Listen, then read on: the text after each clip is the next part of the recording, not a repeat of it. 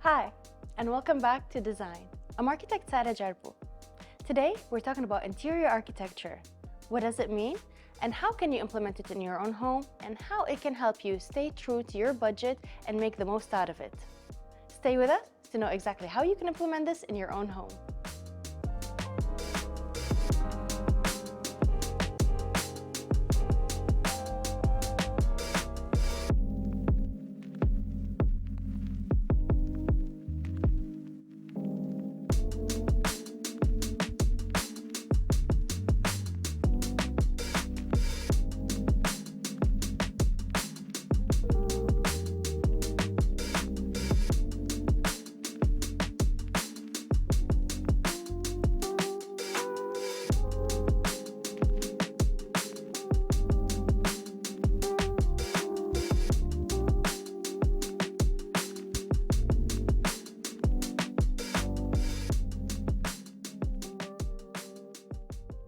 Hi, welcome back to Design.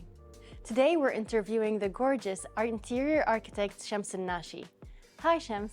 Hi Sarah. Thank you so much for having us in this beautiful residence. Thank you so much for having me and for the beautiful intro. Thank you. Now I understand this home was one of your earliest designs. Correct. It goes back to 2007. All right. And one of the first residential interiors in Kuwait. Let me go back. Your title is interior architect. Correct. It's not common. It's either interior designer or architect. What can you define it? Yeah, I mean it's very usual for people to define architects and interior designers, but there's a niche in between those two that you call interior architecture. So it's a degree that you study in line and in conjunction with architecture students. Right. But you specialize into a different design studio as you gain that degree. So the difference between interior designer and an interior architect, an architect is more of a house doctor. So you're in charge of the entire flow of a building and the flow of the architecture. So once the architect has designed the overall building, you kind of go in and dive into the details of the floor. Right. So if we can just be specific, at what stage would you be coming in this case? From the beginning. From the beginning. Unfortunately, it doesn't always happen, but you do want to be on board from the beginning because you do influence so much, even in the structural design. Really? There are things that need to be incorporated prior to the casting of slabs and concrete. Things like the AC design. So you don't want to compromise ceiling height, especially when you don't have a very high slab. So we usually incorporate openings through the slabs to allow for the correct duct sizing to pass through, so then you don't have to pass under it. I would say this kind of helps the clients kind of mitigate risks in the future as well, wouldn't it? 100%. It's something that should not be overlooked. It's such a big investment in the beginning that will be so time and finance. It will cut down on cost and time for you if things are studied right from the beginning. Because most people go for interior design literally at the very last stage after they're almost too late. Yes. Too late. And then issues starts arising. Yes. But what I understood is that you can define flow, you can define circulation in the space. You kind of like give this bit of understanding of psychology within it, wouldn't you say? 100%, because you get to know your clients right from the beginning. Okay. You understand their lifestyle, their needs and requirements, which sometimes get overlooked through the general architectural plans. Yeah. Once you delve into the depths of their daily lives and understand how they want to function as a family, how they want to live as a family, then you start to create a different flow. And it could be that you're swapping spaces around completely. So for instance, in this particular project, the pool was somewhere else, some of the rooms were in other spaces, there wasn't as much outdoor space, there wasn't enough balconies. It all got moved around right from the beginning and prior to the foundation stages. So it can be incorporated that you don't suddenly find yourself facing a column in the middle of a space that got killed by that column. And we often see this. It happens all the time. It's tragedy, but Yeah, it's true. yeah. So what you do reflects a lot of the client's personality into their space. This is so intriguing. Tell me more. So I always say this to my clients, let's have time to get to know each other. Right. I'd really like to get to know you because the more I get to know you, the more I can tap into what's in here, because oftentimes clients don't really know what they're looking for. And the thing and the trap that everyone's falling into these days is everyone's on Pinterest, everyone's on Google, Yep. everyone thinks they can do it themselves, but it's a lot deeper than the pretty pictures. They lose their personality along the way. yeah. Because when you bring in someone else's design and someone else's elements just because it looks nice, it doesn't reflect who you are. Yes. Hence, it kind of reflects into the space. Like, I have to say, the minute I came in here, it's so warm and welcoming and cozy, and it gives you a true meaning of a home. And that's a reflection of the people that are residing in this space. They are homey, they're inviting, and it's their culture. It's all about the warmth. And they made it very clear from the beginning that there's a specific color wood that they love to work with. And they gave me some of their favorite pieces and the things they truly loved, and that kind of embraced the whole theme into what it is. And the beauty about that is you don't go off course in your design so that it's cohesive. You know, there's a scheme that runs through. It's not a different touch in every room because that's the picture you like for that room or that's the scheme you like for that room. It all has to relate, it all has to tie in and come together. So that's it in a nutshell. I noticed the little flowers here and there, and they're replicated in more than one area, and it kind of so subtle, but like once you start to get into the details, you start to see all these elements. You start to pick up on these little elements. And one of the things as well that makes this space really unique is the use of water. So there is a lot of water features throughout the property. So coming in from the outside, coming into the inside, there's the fish tank, and there's a lot of kind of little hidden water features throughout the house. But again, that's a reflection of the characters. So natural. You get like greenery, water, wood, you get the whole comfort. And that has to be done right from the beginning, because even the greenery that's done indoors needs to be incorporated into the depths of the slabs from the beginning. That was beautiful. We need to zoom in on that. We can do that later, but you know, it's when the beginning of the plan, when you've done your interior and you know where your couches are going to be plotted exactly, and then you give yourself different alternatives, because you're not going to live the same way throughout 20, 30 years. Your requirements will change, your life will change, your demands and needs will change. So it's important to have some sort of a flexibility in a space. You know that, like, you walk into some spaces now and the ceilings are so segmented with so many different details and niches, and you think, I'll never be able to move that dining table out of that space. But the beauty about simplifying these little things is it gives you a bigger scope for later on. Adaptability. Yes. You evolve, the space can evolve with you. Absolutely, because we do evolve. We do evolve in our sense of style, in our sense of taste, in our sense of behavior. It's just like fashion. Of course. We never wear the same clothes that we wore in the 70s, 80s, 90s. So as humans, we like to evolve and we like to change. So to have that shell that will, you know, help you with that evolution, why not? The only constant is change. Correct. So earlier you said by planning prior, it will save us on costs and we will be able to stick to our budget. We need to know a lot more on this. So if you can please stay with us to know exactly how you can implement this in your own home.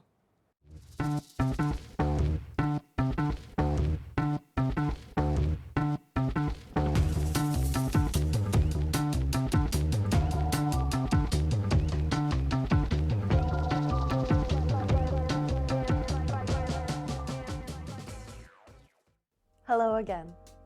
So Shams, we kind of touched down a little bit on the topic of budget and cost and how can clients remain within the budget. Okay, a very, very important question. And it's for any new home builders, it's very important that they know how much budget they have to work with.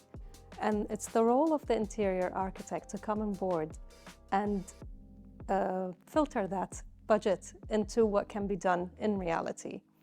So to be organized from the beginning and know exactly how your layouts are going to be, the finishes you want to have included, the areas you want to spend a little bit more on than the areas that you don't, puts it all together in a perfect symmetry. So there's no surprises later on. Right. And that kind of just caps things for them. Yeah, so basically what we would suggest is take into consideration that you don't have to spend all over the house. Spending more doesn't necessarily mean a better outcome, right? Definitely not. You can sometimes use minimal amounts and you'll get a phenomenal outcome. It's about using the right material or the right thing for the right place, basically. So not necessarily by splurging on extremely expensive marbles, you're going to have an amazing home. It doesn't always work like that. And I always go back to say, what is your character? What is your identity? What is it that you want to achieve? And you don't copy others. You're unique. Absolutely. You're unique. Everybody's an individual. And it's so important for that to be showcased in your home. Yeah. You can literally go and find a random cabinet and turn it into a masterpiece, right? Yes. I think you mentioned a little bit about a cabinet here that you've done that. A couple of cabinets, actually. We've had dining tables sawed in half to turn them into consoles. One of the hardest things to shop for sometimes. Sustainable, you know? Yes. Like taking something and repurposing it, maybe giving it a bit of a touch and then reusing it. I think it's a joy. For me, it's a joy. When you repurpose something, you don't dispose of it. You're giving it a new life. You know, wood came from a tree. And that tree was rooted and it has a story, and when you touch it, you feel that. So why dispose of all of this when you can repurpose and give it a new purpose and a new life? So we've done it with cabinets, we've turned them into complete showcase pieces, we've repurposed couches and cut them in half, and headboards, all kinds of things. You get creative, you get more creative. When a client comes to you and says, I would like to keep all my doors when I knock my house down to build my new one. Or a client comes and says, I want to keep all my exterior stone because I want to use it. It's so sentimental to me. You can't even get the stone in Kuwait anymore. And that's, to me, this is a challenge, and it just takes the design to the next level. That's absolutely true. Many times when you touch on something and repurpose it, it has history, it has like energy into it. It has meaning. It means something. I mean, many people can go out there and select whatever they want from the shops, but is it going to have the same character? Not necessarily. Story. It's the same with our fashion, you know, how we're constantly evolving in the way we dress. Sometimes there are certain pieces that you love, but you don't want to get rid of them. So you perhaps chop off the sleeves and turn it into something else, chop off the pants and make them shorter. That's great advice to give, and it also helps with keeping things within budget. Yes. Because that's like the main aspect. A lot of people, when they start into construction, they believe that they're gonna have this budget and that's it. And then they start to face things coming along and they end up not even being able to finish their project because they went overboard, they didn't actually realize it, they just told the designer design and then... Yeah, when this happens a lot when you actually don't have a design team on board, or at least a designer who knows what they're doing. It's very common for people to go and say, oh, I can do it on my own, it's just a home, you know. But it takes a lot of experience and a lot of coordination and a lot of studies that happen before, during, and as far as handover and into handover and later on as they live in the space. My clients still contact me after many, many years to ask for, I want to change that room around, or I want to change this around. What can we do, you know? And that I love. Nice. I love it when they come back. So a lot of clients, when they come in with their budget in mind, because of the numbers they hear this high ticket number, they feel like it has to reflect in the space and it has to be an extravaganza, you know? And that's when things get lost and you become like everybody else. Would you say to a homeowner who has a limited budget and who wants to have a beautiful home? We work with all sorts of budgets.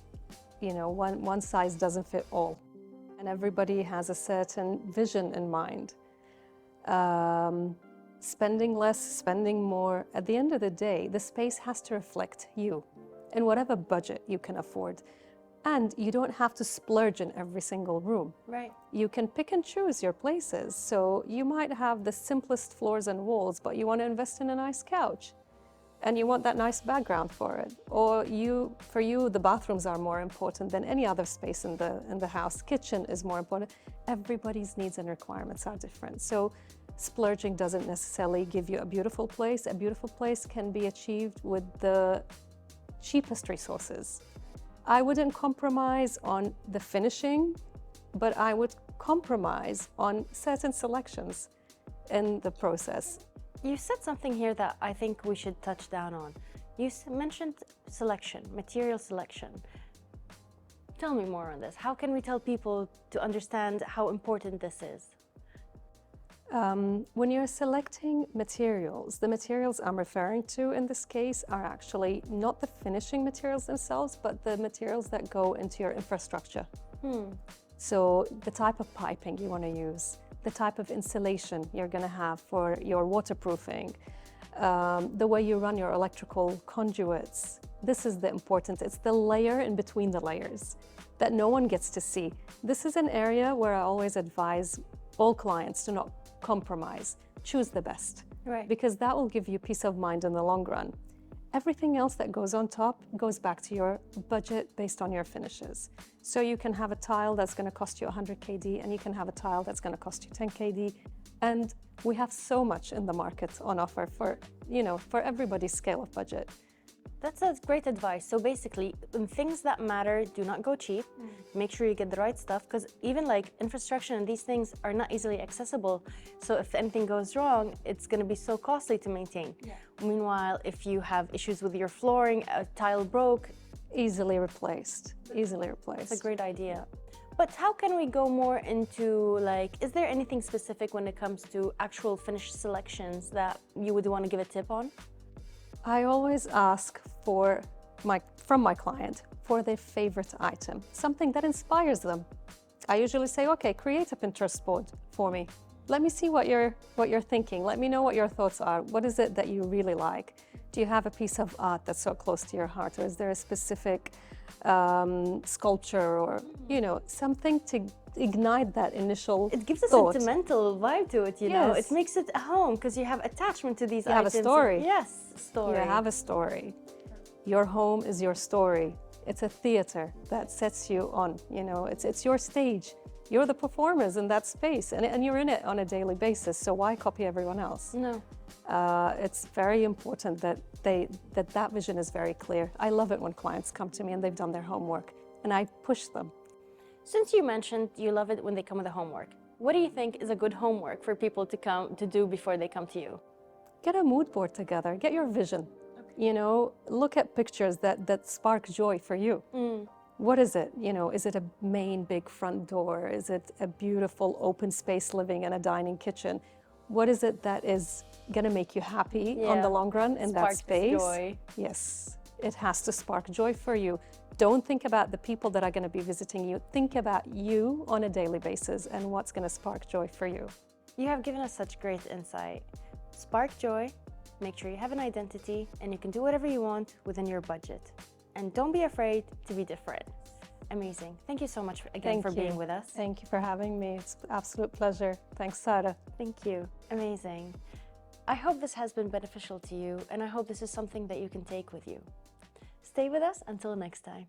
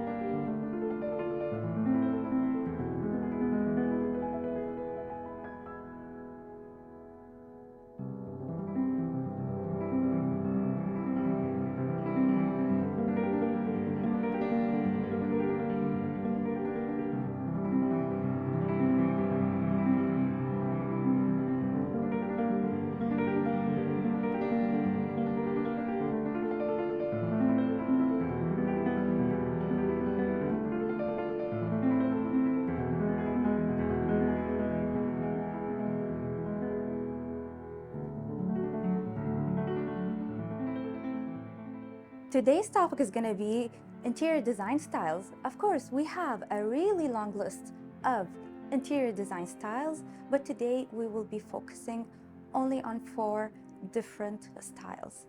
We have the minimalist interior design, and we have the industrial interior design, we have the eclectic interior design, and we have, lastly, the Japandi interior design, which is the trend these days.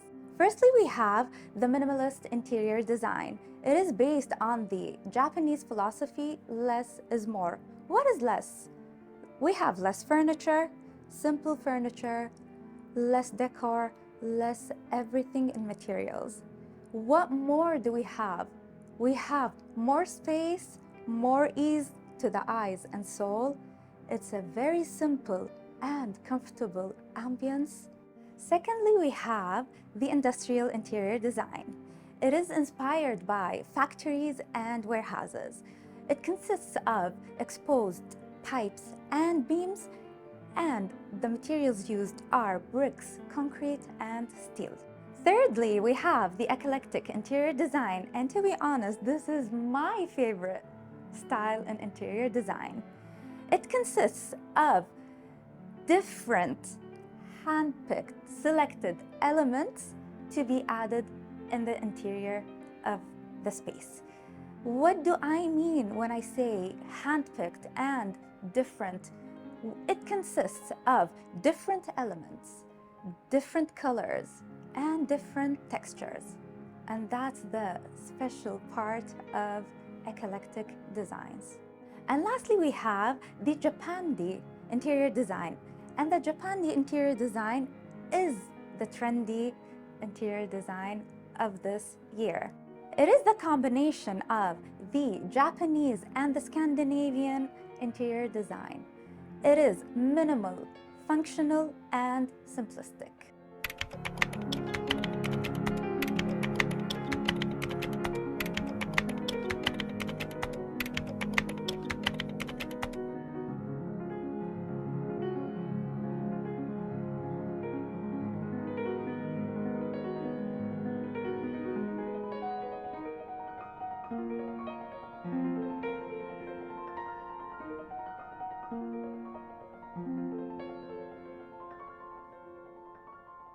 And now let me give you some tips and tricks about the 4 interior design styles that I mentioned before.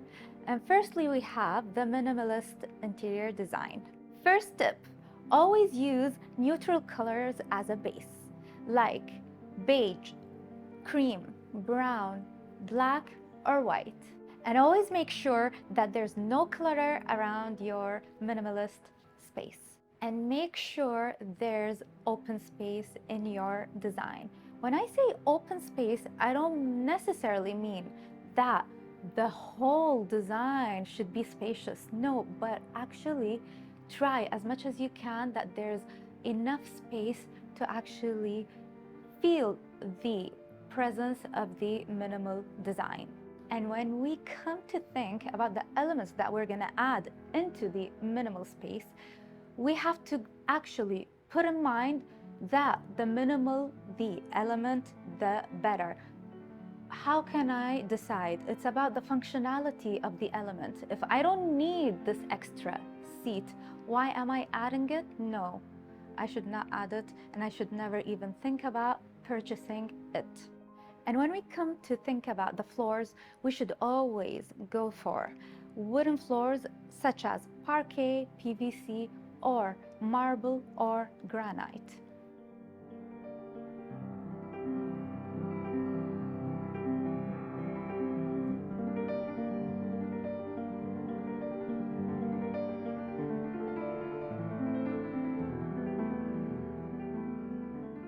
And now let me talk to you about the tips and tricks of the industrial interior design.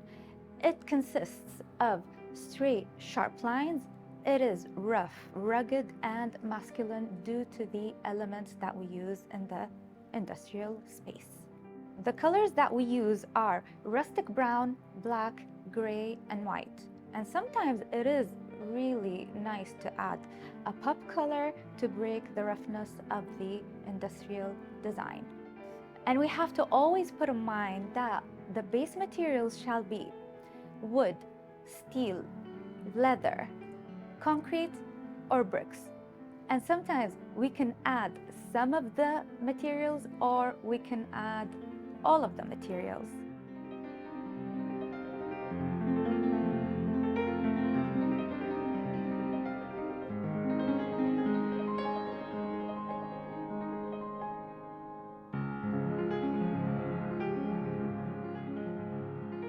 And now let me talk to you about the tips of the eclectic interior design.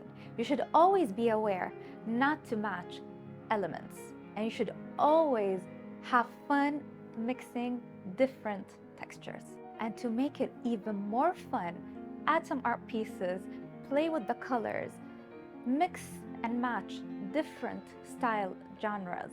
And in that way, you can always have fun with the eclectic design. And just to let you know, by the way, the eclectic design is not a chaotic design. No. You should put in mind the different elements and the different textures and playing with colors. All of these categories or characteristics should actually flow together in harmony.